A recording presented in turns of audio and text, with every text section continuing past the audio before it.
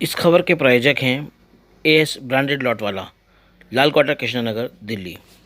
शफी साहब, दिल्ली नगर निगम की 12 सीटों पर उपचुनाव चल रहा है। खास करके मटिया महल का विधानसभा का चांदनी महल वार्ड 76 चर्चा का केंद्र बना हुआ है, जहां एक तरफ आम आदमी पार्टी बीजेपी और दूसरी तरफ कांग्रेस और तीसरी तरफ मटिया महल से पूर्व विधायक शोएब इकबाल ने भी all India forward block party से अपने उम्मीदवार को उतारा है। ऐसे में क्या समीकरण देखने को मिल रहा है और खास करके बात करें वार्ड के विकासी कामों को लेकर, क्या कुछ कहेंगे? देखिए, बात ऐसी है, ये औरों के लिए इम्पोर्टेंट होगा। वार्ड चांदनी महल क्षेत्र वार्ड में ऐसा हो रहा है। हमारी नज़र में ये बाई इलेक्शन है 16-17 महीने का, समझे। कैंडिडेट जो भी जीत कर आएगा उसके लिए बात सोचते होते पॉलिसी बनाते बनाते टाइम निकल जाएगा।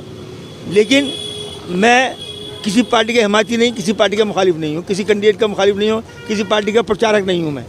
मैं सोशल वर्कर हूँ और हमारी तंजीम है मिशन एजुकेशन, वो इसके ऊपर काम करती है। और जितना वो काम करती है उस आइडियोलॉजी के साथ पूरी दिल्ली में कोई भी एमएलए ऐसा नहीं है जो उस बात को समझता हो कि एजुकेशन है क्या, मिशन एजुकेशन क्या चीज़ है और राइट टू एजुकेशन क्या है। हमने बहुत देखा है। तो ये एजुकेशन का जो ताल्लुक है वो सबसे बड़ा अहम होता है मसला, और ये परमानेंट चलता है। हमने 8 दिन पहले इस बात को जारी किया था और हमने सर्वे शुरू करा पब्लिक के बीच में जाकर कि पब्लिक की क्या सोच है, आम आदमी क्या सोचता है, लोग क्या सोच रहे हैं घरों में बैठे हुए।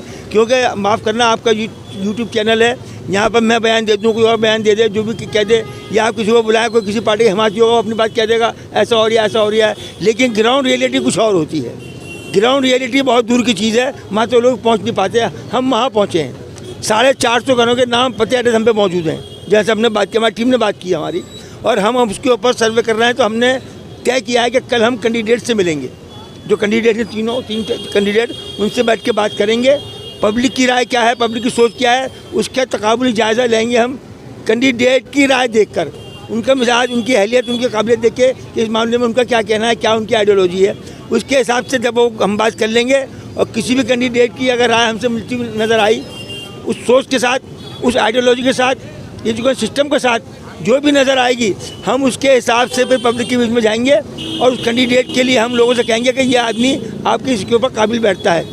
लेकिन प्रचार नहीं करेंगे हम, क्योंकि प्रचार करने से दुकानदारी शुरू हो जाती है। एजुकेशन को लेकर जी हाँ, क्या लगता है, जिस तरह अब सभी पार्टियां अपने अपनी जीत के एक तरफ दावे कर रहे हैं, लेकिन दूसरे तरफ आप देखेंगे एजुकेशन की अगर बात करते हैं तो क्या ये जो पार्षद होना चाहिए, क्या पढ़ा लिखा नहीं होना चाहिए? देखिए, एजुकेशन के ताल्लुक से किसी ने कभी कोई काम नहीं किया है, समझे। अगर वो काम होता तो आज मैं ये बात नहीं कह रहा होता कि एजुकेशन पे काम होना चाहिए। जिस तरह से एडमिशन में गड़बड़ होती है, जिस तरह से एजुकेशन पॉलिसी, वही तो हम कह रहे हैं कि पार्षद और अभी तक नहीं हुआ है इस पर कुछ भी। पढ़े लिखे बेपढ़े के मैंने बहुत देखा। मैंने एक मंत्री थे सरकार के, वो थे वो रिप्रेजेंटेटिव, सरकार के रिप्रेजेंटेटिव थे वो। उन्होंने, जब मैंने उनसे पूछा जामिया हमदर्द में, मैंने उनसे पूछा कि साहब राइट टू एजुकेशन के बारे में क्या कर रहे हैं, कि नहीं मैं नहीं जानता राइट टू एजुकेशन को, समझे। तो ये हालत ये है कि एजुकेशन पे कोई बात करता नहीं है, किसी को मालूमात नहीं है। हम एजुकेशन पे काम कर रहे हैं। एजुकेशन ताल्लुक कौम से, समाज से, देश से, नागरिक से जुड़ा हुआ है और उसमें हमने बहुत परेशानी देखी है। हम चाहेंगे कि ऐसा कैंडिडेट आए जो इन परेशानियों को दूर कर सके आगे। शफी साहब, आपने बहुत बढ़िया बात की, एजुकेशन पे आपकी तंजीम काम कर रही है और आप ये भी देख रहे हैं कि प्रत्याशी कौन काबिल है, कौन इस तरह। अभी हमें नहीं पता है, हम बात करके बात करेंगे, डिसाइड करेंगे, ठीक है। लेकिन आप ये देख रहे हैं कि इस वार्ड की बात करें या विधानसभा की बात करें, यहाँ पर ड्रॉप आउट का जो कंडीशन है, ड्रॉप आउट का रेशियो बहुत ज़्यादा है। क्या वजह है, क्यों काम नहीं हो पा रहा है एजुकेशन पे? देखिए, नहीं चाहते, पब्लिक नहीं चाहती। इस वक्त ये एजुकेशन काम नहीं होता है, क्यों नहीं होता है, इसको अगर अभी हम कुछ कहेंगे तो पॉलिटिकल इशू बन जाएगा। हम इस पर एक्शन लेते हैं। हमने दिल्ली में, दिल्ली यूनिवर्सिटी के अंदर एजुकेशन के ताल्लुक से 3400 बच्चों का एडमिशन कैंसिल कर दिया था उन्होंने, इसी की वजह से हमने उसको रिवाइज कराया। एजुकेशन का मामला था सारा। हमने आज तक जितने भी एक्शन लिए हैं, उस एक्शन के अंदर कोई आदमी साथ नहीं आया, पूरी दिल्ली में कोई भी नेता कहीं साथ नहीं आया किसी तरह से भी। इसलिए हम जानते हैं इस बात को कि क्या हो रहा है। हम एजुकेशन को बेस बनाकर काम करते हैं, हमारी बेस काम कर रही है, करेगी आगे।